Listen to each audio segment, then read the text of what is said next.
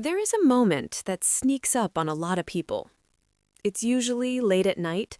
You're not panicking. You're not even upset. You're just thinking. Thinking about where you are. How fast the years seem to be moving. How life somehow feels busy and expensive at the same time. And you catch yourself wondering, quietly, am I actually moving forward or just staying afloat? It's not a dramatic thought. No alarms go off. Nothing forces you to act. But once that question appears, it doesn't really leave. Most of us grow up believing money decisions matter evenly across life. That if you just work hard, stay reasonable, and avoid big mistakes, things will sort themselves out. And for a while, that feels true. In your early years, money mistakes feel temporary. Time feels abundant. You assume you'll fix things later.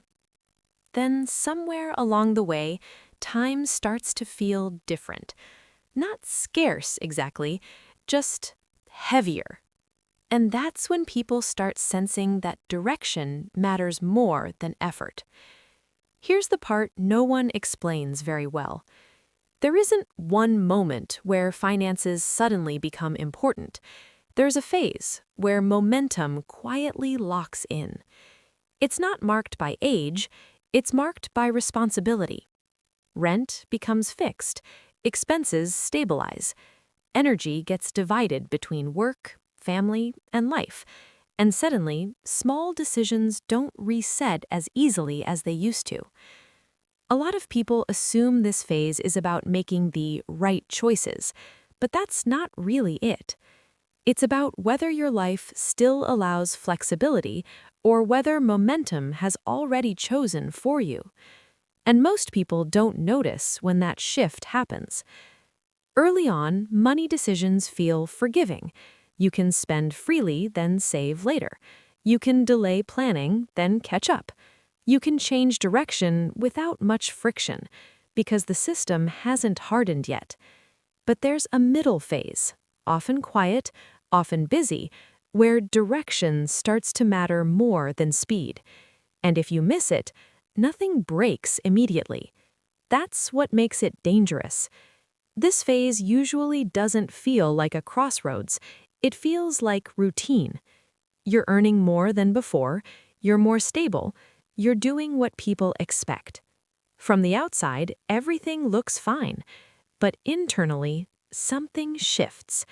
You have less tolerance for uncertainty, less patience for discomfort, less room for experimentation. And that's when momentum starts deciding outcomes. This isn't about income levels. Plenty of high earners drift through this phase without direction. Plenty of modest earners navigate it thoughtfully.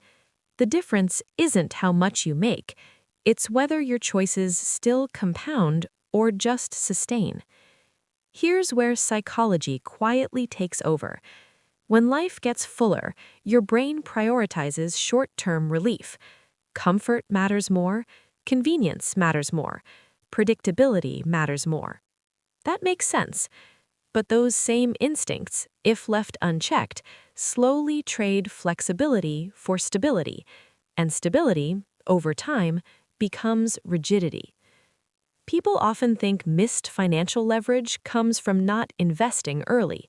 Sometimes that's true, but more often it comes from not deciding what kind of life you're building while you still have room to shape it. Because once costs are locked in, once habits are cemented, once obligations pile up, your options narrow, not because you failed, because systems solidified. I've noticed something interesting when people look back later. They rarely regret specific purchases. They regret direction. They regret not slowing down to ask, is this life expandable or just maintainable? That question matters more than most spreadsheets. This phase isn't about sacrifice. It's about alignment. When your spending, saving, and energy all point in the same direction, progress feels lighter. When they don't, life feels expensive, even when income rises. That's why some people feel behind at 50 despite earning well, not because they didn't work hard, but because direction was never consciously chosen. Here's the subtle turning point most people miss. Before behavior changes, perception shifts.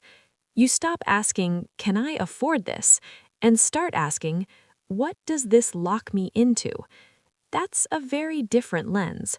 Suddenly, time becomes part of the cost, energy becomes part of the equation, and future flexibility becomes visible. Nothing dramatic happens, but awareness deepens. This is usually when people realize something quietly important.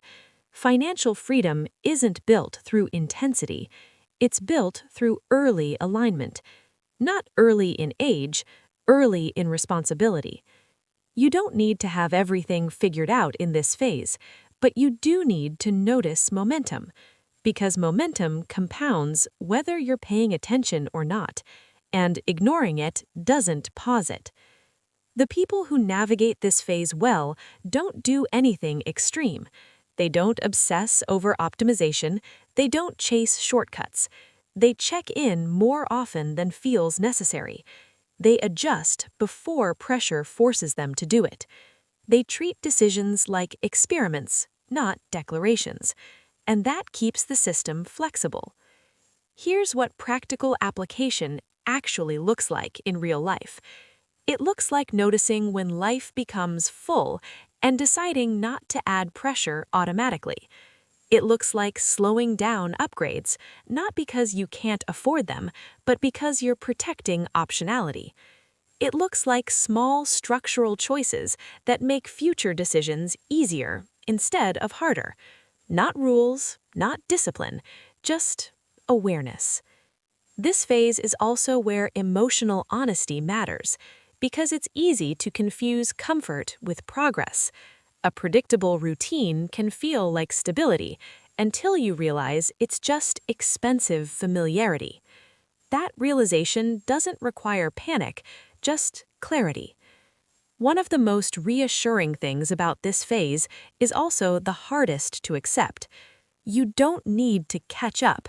You need to choose direction and stay with it long enough for momentum to shift.